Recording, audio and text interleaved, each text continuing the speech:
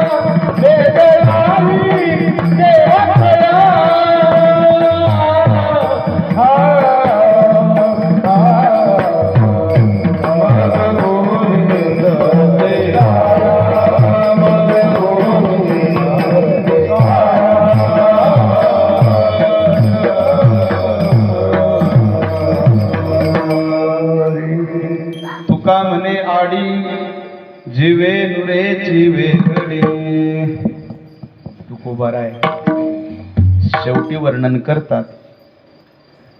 हेच उदाहरण शांती ब्रह्म असणारे श्री संत नाथ महाराज भागवतात देतात. तितकं सांगतो आणि सेवा सुपूर्त करतो. कारण तुमचे चेहरे सांगतात, बुवा आता गंजच झाला, आवरा म्हणे, आता उद्या सकाळी काकड्याला यायचंय. असंच होतं बा. केव्हा केव्हा आपण काय आपल्या आनंदात ते एक ठिकाणी असं झालं का म्हणे, महाराज काय लावलाय तुम्ही ते शेवटच्या चरणाला, हा हा हा म्हटलं येडी हाडत बाशी गडी. तुला काय कळतं का? संगीत हे ईश्वराची ताकद आहे बुवा. ते एका एका स्वरामध्ये माझा रमाकांत बसलेला आहे. संगीत है ईश्वर की शक्ती, हर स्वर में बसा है राम. एका एका एका स्वरात सप्त स्वर आहेत ना, एखाद्या प्रत्येक स्वरामध्ये माझा राम आहे. आणि ते रोगी माणसाला जरी ऐकवलं तरी ते आराम देणारे आहेत. एका सांगण्याचं तात्पर्य इतकं आहे, भगवंतासोबत एकरूप होण्याचं हे दुसरं साधन आहे बरं का. संगीत हे भगवंतासोबत एकरूप होण्याचं एक प्रकारचं साधन आहे. तुकोबाराय वर्णन करतात, नाथ महाराजांनी तोच दृष्टांत भागवताच्या द्वारा सांगितला.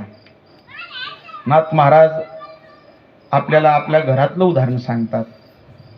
आपल्या घरामध्ये कुठंतरी एका कोपऱ्यात ते गांधेली नावाची माशी राहते, ते घरटं बनवते.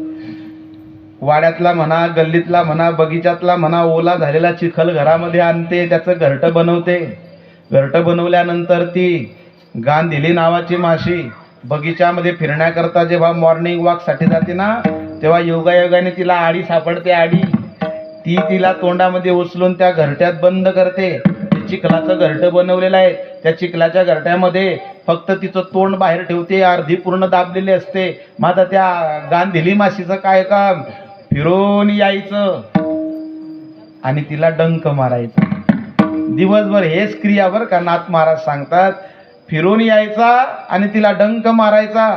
आता ती आडी जी होती ना, ती इतकी त्या गांधेलीचं ध्यान करू लागली, इतकं ध्यान करते, इतकं ध्यान करते की तिच्या देहामध्येच परिवर्तन झालं. ती आडी गांधेली नावाची माशी झाली आणि त्या घरट्यातून उडून गेली. नाथ महाराज दृष्टांत सांगतात, जर माझ्यावर विश्वास नसेल तर तुम्ही प्रत्यक्ष अनुभव घेऊन पहा. नाथ महाराजांनी तोच दृष्टांत आपल्या एकनाथी भागवतामध्ये सांगितलेला आहे. तुकोबाराय तेच वर्णन करतात. तुका म्हणे आडी जीवे नुरेची वेगळी, जीवपणाने ती वेगळी राहत नाही. तसा नामचिंतन करणारा साधक, परमार्थ करणारा साधक, भक्ती करणारा साधक भगवंतापासून कधीही वेगळा राहत नाही. म्हणून तर देवाचे वाक्य आहेत की नको ममय वंशो जीव लोके, देवामध्ये आणि जीवामध्ये भेद नाही. तुका म्हणे आडी जीवे नुरेची वेगळी. ज्ञानेश्वर माऊली ज्ञानराज माऊली, ज्ञानेश्वर माऊली ज्ञानराज माऊली, ज्ञानेश्वर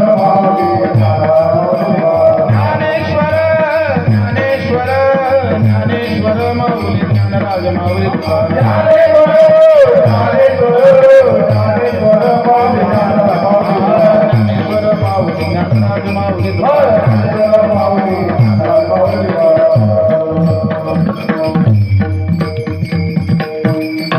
हरिभक्त पारायण राजेंद्र मुरलीधर भंगाडे यांच्या षष्टीच्या निमित्ताने दोघही सुपुत्रांनी वडिलांचा हा सोहळा सुंदर प्रकारे त्याचं नियोजन केलेलं आहे. दोघही मुलांना धन्यवाद. संपूर्ण बंगाळे परिवाराला धन्यवाद. आमचे महाराज या कीर्तनासाठी उपस्थित आहेत, त्यांच्याही चरणावर विनम्र भावाने नमस्कार करतो. आपल्या परिसरातील टाळकरी भजनी मंडळ या ठिकाणी हजर आहेत, त्यांनाही धन्यवाद. मी आपल्या तुकाराम नगरमध्ये विठ्ठल मंदिराच्या ठिकाणी कीर्तनाला आलो तेव्हाही सूचना सांगितली, आताही पुन्हा सांगतो. यावर्षी अधिक मासानिमित्त विठ्ठल विठ्ठला विठ्ठल विठ्ठला विठ्ठल विठ्ठल विठ्ठल